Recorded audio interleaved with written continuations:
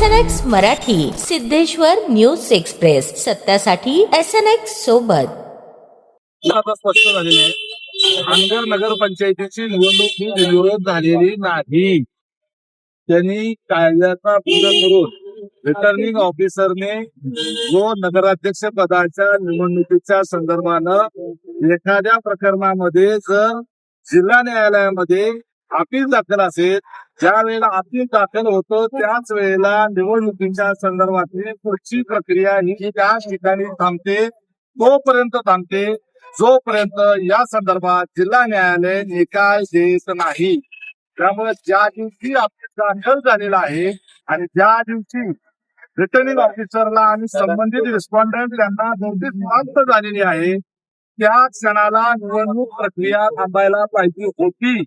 परंतु आज रिटर्निंग ऑफिसरच्या वतीने आणि रिस्पॉन्डंटच्या वतीने जिल्हा न्यायालयाच्या समोर संबंधित विषयाची सुनावणी आजच्या आज घ्यावी. ती का घ्यावी? जर उद्या आम्हाला चिन्ह अलॉटमेंट करायचं आहे.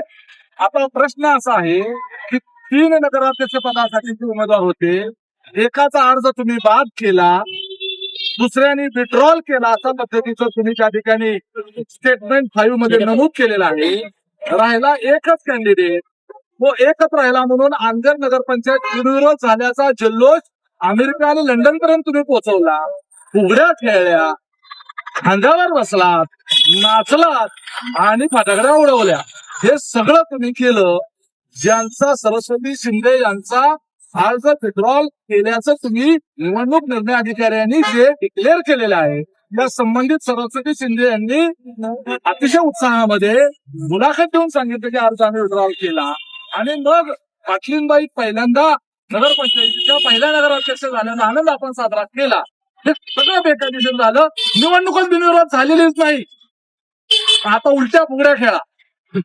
खांद्यावर बसून नाचला ना, आता खालची माणसं खांद्यावर घेऊन लोकांनी घ्या. हेच व्यक्त करावं लागेल, कारण निवडणूक बिनविरोध झालेलीच नाही.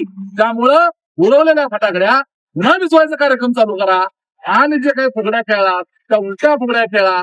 आणि झालेल्या निवडणूक बिनविरोध झालेलीच नाही.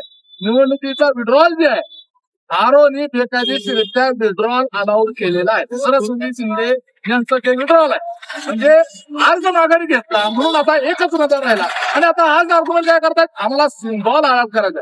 सिम्बॉल अलॉट एकच उमेदवाराला आता विरोध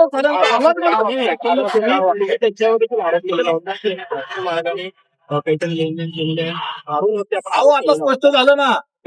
आता या अनगर नगरपंचायत निवडणुकीमध्ये त्यांच्या दृष्टिकोनातून नगराध्यक्ष पदाकरता एकमेव उमेदवार शिल्लक असताना सिम्बॉल कुणाला अलॉट करायचं आणि लोकांनी मतदान कसं कुठं करायचं, म्हणजे मतपत्रिका जी आहे ती छापावी लागेल. ज्या अर्थ सिम्बॉल अलॉट करायचा म्हणजे मतपत्रिका छापायची आहे, म्हणजे त्याचा अर्थ प्रचार करायचा आहे, मग मतदान होणार आहे.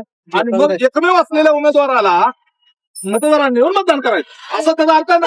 आज सन्माननीय न्यायालयाच्या समोर येऊन आरोच्या वतीनं जिल्ह्याचे सरकार वकील आरोने सांगितल्याप्रमाणे न्यायालय म्हणतंय की उद्या आज आर्ग्युमेंट पूर्ण व्हायला वेळ पुरणार नाही, आपण उद्या त्याला हिअरिंग घेऊ, असं न्यायालय म्हणतंय.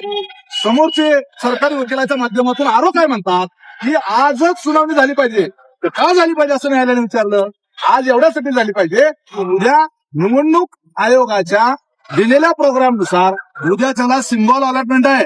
मग आजच्या सुनावणी घ्या, विषय मोकळा करा, म्हणजे आम्हाला उद्या सिम्बॉल अलॉटमेंट करायचं. म्हणजे किती फालतूपणा, किती बोगसपणा आहे. एकच उमेदवार शिल्लक आहे ना, तुम्ही चिन्ह वाटप करत म्हणताय, म्हणजे याचा अर्थ संबंधित निवडणूक निर्णय अधिकारी हा निवडणूक निर्णय अधिकारी होण्याच्या करता किंवा त्या पदावर राहण्याकरता इनकॅपेबल आहे. याच्यामुळं राज्याच्या निवडणूक आयुक्तांची आणि राज्य निवडणूक आयोगाची आणि निपक्षपाती निवडणुकीच्या सगळ्या यंत्रणेवर क्वेश्चन मार्क निर्माण झालेला आहे. आणि एकूणच उज्ज्वला थिटे यांच्या अर्ज भरण्याच्या पहिल्या दिवसापासून ते आज रोजी न्यायालयामध्ये झालेल्या मांडणीपर्यंतचा जर प्रवास बघितला तर निश्चितपणे प्रशासकीय यंत्रणा ही भ्रष्ट झालेली आहे. आणि त्यांनी विशिष्ट प्रभावशाली व्यक्तीला मदत करण्याच्या करता आणि आशिया खंडातली एकमेव नगरपंचायत बिनविरोध झालेली आणि 70 वर्षांची परंपरा कायम ठेवण्याच्या करता लोकशाहीला आणि संविधानाला पायदळी तुडवणारा हा आशिया खंडातला एकमेव आरो किंवा तहसीलदार असेल आणि त्याच्याबद्दल निवडणूक आयोगाने त्यांना काय बक्षीस द्यायचं याचाच फक्त निर्णयाचा आम्ही वाट बघणार.